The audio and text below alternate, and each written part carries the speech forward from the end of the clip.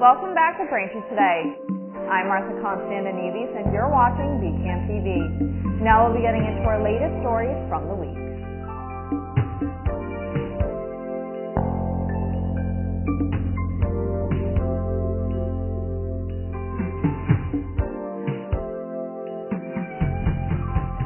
Welcome back to Braintree Today. I'm Martha Konstandinidis and you're watching BCAM TV. Now we'll be getting into our latest stories from the week. As of Thursday, September 11th, the individual suspected of killing political activist Charlie Kirk is still at large. A manhunt is underway in Utah after officials believe they recovered the firearm used to shoot Kirk from a nearby roof. According to investigators, the gunman is male and appears to be of college age. Sources say a range of phrases related to cultural issues were found scrawled on a rifle and ammunition, but it's not yet clear if they point to a motive. Charlie Kirk was just kicking off his American Comeback Tour, where he visited college campuses to hold debates with students and those attending. We'll continue to update this story as more information becomes available. Also in the U.S., a brutal stabbing on a Charlotte, North Carolina light rail train has sparked national outrage and political fallout as 21-year-old Ukrainian refugee Irina Zarutska, who fled war to seek safety in the U.S., was killed in what authorities call an unprovoked attack. The suspect, 34-year-old DeCarlos Brown, now faces both state murder charges and a federal charge that could carry the death penalty. Brown, who has a long criminal history and untreated mental illness, was released earlier this year despite concerns prompting fierce debate over public safety, mental health, and criminal justice reform. Surveillance video of the attack and the mayor's initial response triggered criticism from Republicans, including President Donald Trump, who blamed soft-on-crime policies. As the Department of Transportation investigates the safety of Charlotte's transit system, local officials have vowed to increase security while Zarutska's grieving family demands justice and sweeping changes to prevent another tragedy. In international news, on Tuesday, Israel conducted an airstrike against Hamas's political leaders in Doha, Qatar, who were there to negotiate a ceasefire in Gaza. Qatar is a main U.S. ally in the region. The U.S. was made aware of the pending attack only minutes before it took place. Hamas has said the attack killed 5 members, but claimed none of its leaders were assassinated. Qatar's prime minister vowed to retaliate against Israel over the airstrike, calling it a decisive moment in the Middle East. He referred to it as state terrorism sanctioned by Israeli Prime Minister Benjamin Netanyahu. He went on to say the state of Qatar is committed to act in a decisive way with anything that would target its territories and will reserve the right to retaliate and will take all the needed measures to retaliate. Also on Tuesday, Russia launched drones into the skies of NATO member Poland to test their air defense systems. It happened 19 times, which led Polish authorities to close major airports for the first time since the Ukraine war began. These drones were shot down by NATO aircraft. I have no reason to claim we're on the brink of war, but a line has been crossed and it's incomparably more dangerous than before, Prime Minister Donald Tusk of Poland told Parliament on Wednesday. This situation brings us the closest we have been to open conflict since World War II. Tuesday night's drone incursions reached farther west over Poland than at any time previously reported during the war. The drones were shot down by Polish and Dutch fighter planes. On another note, Costco has issued a recall of its popular Dubai-style chocolate made by Rolling Pin due to a labeling error in the allergen statement, the company announced. The product mistakenly lists gluten instead of wheat as an allergen. The affected Dubai chocolate packages were sold between May 1st and August 29th at select Costco locations. While the company says health risks are minimal, customers with wheat allergies are urged not to consume the product and to return to Costco for a refund.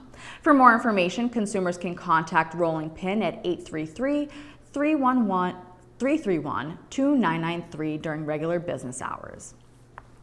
Thanks for watching Braintree Today. We'll be right back with more after the break.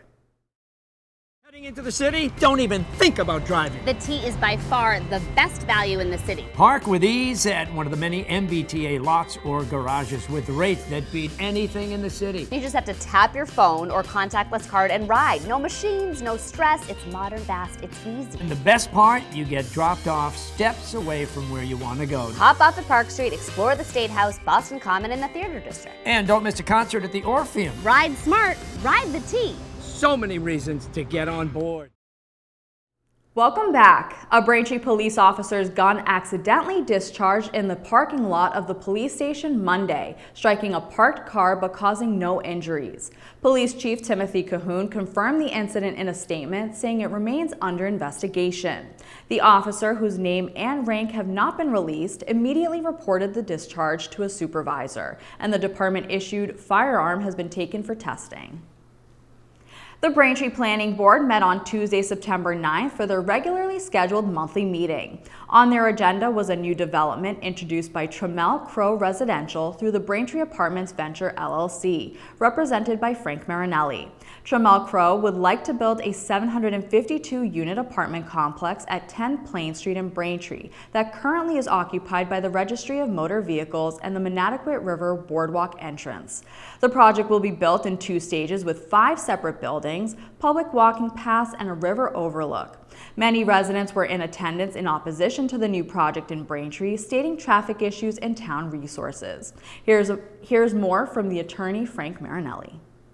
I'm pleased to represent Trammell Crow, TCR, in its application to develop 752 luxury Class A apartment homes with 58% open space and substantial amenities. And it's an amazing transformation of this former 30-acre Armstrong factory site into an approximate $300 million anticipated assessed residential development.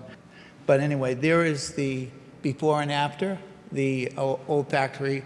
All buildings on the site will be demolished, and when we complete the demolition, you will have 2 phases.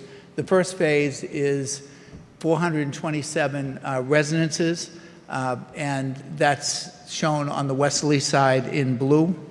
And those buildings, that's a total of 5 buildings. You could see 1A and 1B, 2, 3, and across the river, building 4. And that, as I said, is 427 residences, 78 in building 1A, 67 in building 1B, 102 in building 3, and building 2, and 72 in building 3. And across the river, there's 102 in building 4. So all of that complying with zoning.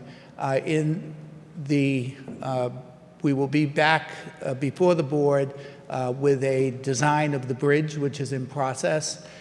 Phase 2, first of all, phase 1 is expected to take occupancy mid-2028. Phase 2 is 325 units, and it's shown on the right side of that illustration.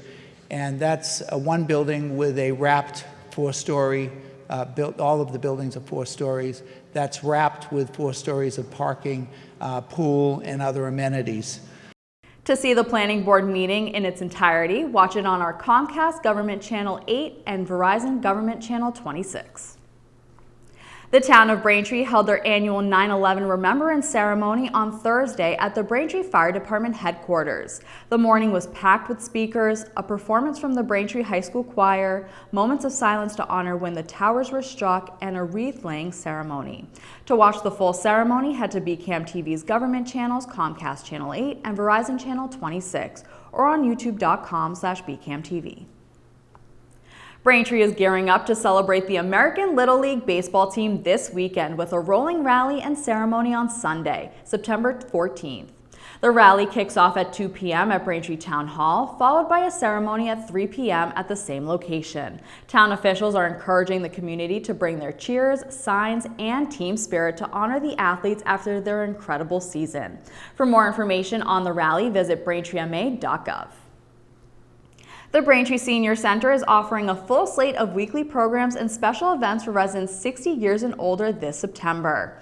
Weekly offerings include daily fitness classes, men's coffee hour on Mondays, game day on Tuesdays, the Asian Outreach Group on Wednesdays, and movie day on Fridays. For one-day events, the center is holding a seminar, Who Really Was Paul Revere, on September 15th at 1 p.m. Book club will be held on September 19th at 10:30 a.m. and a Moose Lodge luncheon will be held on September 19th at noon. To sign up for these events, contact the Braintree Senior Center at 781-848-1963. Thank you for watching Braintree Today on BCAM TV. We'll be right back with more stories in the area. I'm Mayor Erin Joyce, and I'd like to tell you about some important projects we're working on here in Braintree to improve the quality of our local water bodies and to protect our town from the dangers of flooding and stormwater runoff. Stormwater runoff is the water generated from rain and snowmelt that flows over hard surfaces and does not soak into the ground. Stormwater runs through a system of pipes in the street and into our local water bodies, such as the Cochado River, Farm River, Manatequit River, and Sunset Lake. In Braintree, we have a separate sewer system. So what does that mean? That means that there are actually two separate pipes in most streets that carry stormwater and sanitary sewer separately. So when it rains and water washes into our catch basin system, it ties into the stormwater system, which transports water to our water bodies. Over the past 5 years, the town of Braintree has been working hard to maintain and improve our stormwater drainage systems. Now, we're constructing retrofits to the drainage system. These drainage retrofits use the natural process of infiltration to improve water quality and reduce potential flooding in our neighborhoods. At Plain Street Cemetery, we're constructing a bioretention basin. What that is right before the water, which today runs piped to the Manatequit River. This project intercepts that pipe before it goes and discharges into the river. And it creates a place for the water to go first, which is the bioretention basin. And in that basin, plants and engineered soils will filter the water so that that water that's coming off of the neighborhood right now, unfiltered, untreated, will be collected into a rain garden, and that provides a lot of pollution control before the water ultimately makes it to the Manatequit River. I'm Rachel Horak. I live here in Braintree, and I'm the president of Sustainable Braintree. We think of ways that we can help our residents of Braintree live healthier lives that are in better harmony with our planet. Bioretention basin at the cemetery site is part of an overall project to expand the Braintree Cemetery. And this project will not impact current burial sites, nor will it impact future burial sites. After the bioretention basin is constructed, we add native plants that help filter out the pollutants so that the water is a little bit cleaner. Some of the ways that residents can help are reduce the amount of fertilizers that you use on your lawn, picking up pet waste, reducing the amount of garbage in our streets, and also raking the catch basins that you might see on the roadways. To pay for these projects, we're leveraging grants from the Mass DEP, the U.S. Environmental Protection Agency, and the Metropolitan Area Planning Council. As a Braintree resident, you should know that the town is actively working on projects that help improve the water quality in our water bodies. With your help and these projects, we will help filter pollution and keep Braintree's rivers, lakes, and streams beautiful for years to come.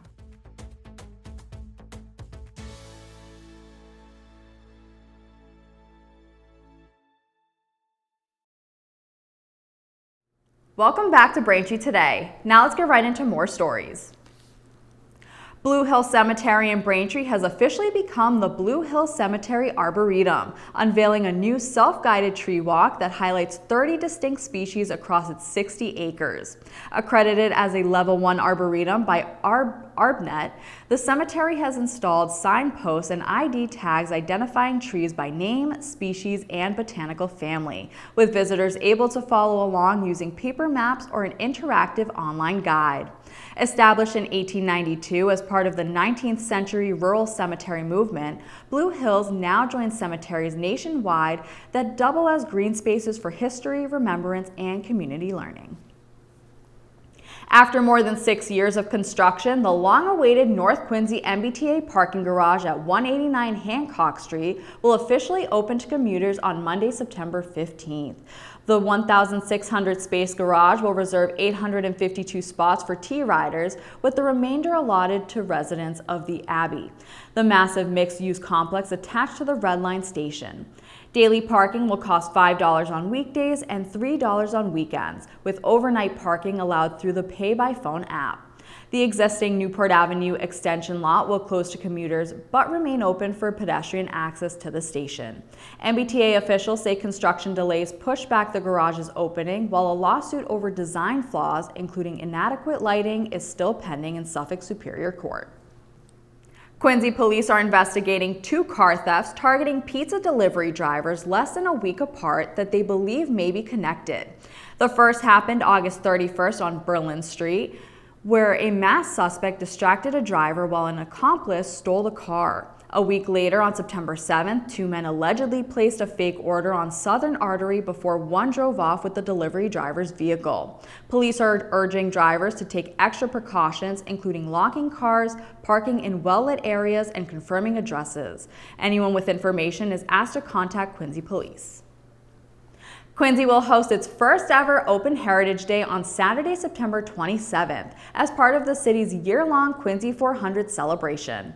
From 10 a.m. to 4 p.m., visitors can enjoy more than 30 free tours, programs, and experiences at 14 historic sites, including Adams National Historical Park, the Church of the Presidents, USS Salem, and the Dorothy Quincy Homestead. Free shuttles will run between designated heritage hubs and participating locations, giving families and history buffs the chance to explore landmarks, exhibits, and living history demonstrations. King Richard's Fair is back and bigger than ever. The beloved New England Renaissance Festival kicked off its 44th season in a brand new location, the Edaville Entertainment Venue in Carver. The fair, originally founded in 1982 by Richard and Bonnie Shapiro, is now run by their daughter Amy Shapiro Sedley and has been reimagined on a property 3 times larger than its former home. After being sold to new investors in August 2024, the group also purchased Edaville for $8.7 million, transforming it into a whimsical realm with 40 newly approved artisan structures and revamped buildings like King's Crossing and Tudor Row. While some iconic booths made the move, including a giant mushroom vendor, most of the fair has been completely re-enchanted. Sedley called the transition emotional but exciting, promising to keep the magic alive. King Richard's Fair runs through October 19th, with tickets available online at kingrichardsfair.net.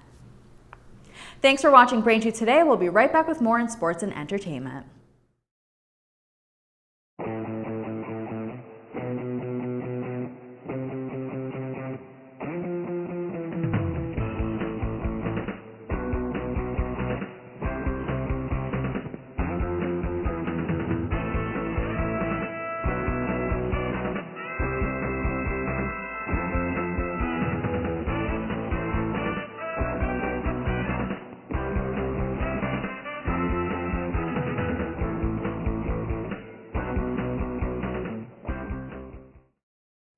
Welcome back to Braintree Today. Now here's Chris Kern with the latest on Braintree High School sports.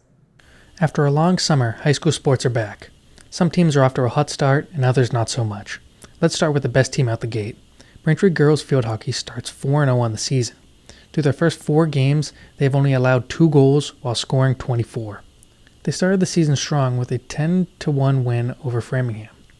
And their most recent win comes at home against Needham, where they squeaked by 1-0. This is already more wins than they had all of last season. But they need to be careful when it comes to versing better competition, because all the teams they played so far have losing records.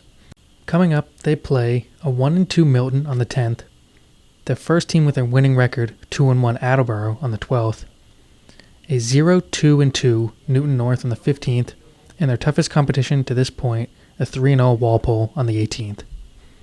Braintree football starts their season off on the wrong foot with a huge loss to Weymouth, 42-0. They've lost to Weymouth in the past 2 season openers with a combined score of 63-0. Braintree's offense was held in check throughout the game, not being able to pass the ball. But both of their running backs, Saunders and Eli, showed some explosion when given the protection. While Eli showed some more promise in the return game as well. While Weymouth ran almost the same exact play through the whole game, they came out in the same formation. It was a quadruple option play where the player either took the direct snap or handed it to one of three players. Braintree had no answer defensively. They go on this week to play on the 12th against a good Quincy team that beat Revere 41-0. The girls' soccer team starts off the season 1-0-1, with a win 2-0 over Framingham and a tie 0-0 to Weymouth. That game Braintree could have won. They had more time of possession and a few more scoring opportunities, but both teams went off the post. Their upcoming matchups are against a 2-0 Needham on the 11th, an 0-1 Milton on the 16th, and a 0-2 Newton North on the 18th. While the boys start their season 0-1-1 with a tie to Framingham 1-1 and a loss to Weymouth 3-0. The Framingham game was another tie that Braintree should have won. Braintree had multiple scoring chances and struck first midway through the first. Framingham scored on a clearing attempt by Braintree at the beginning of the second half. They go on this week to play some pretty good teams: Needham on the 11th, Milton on the 16th, and Newton North on the 18th.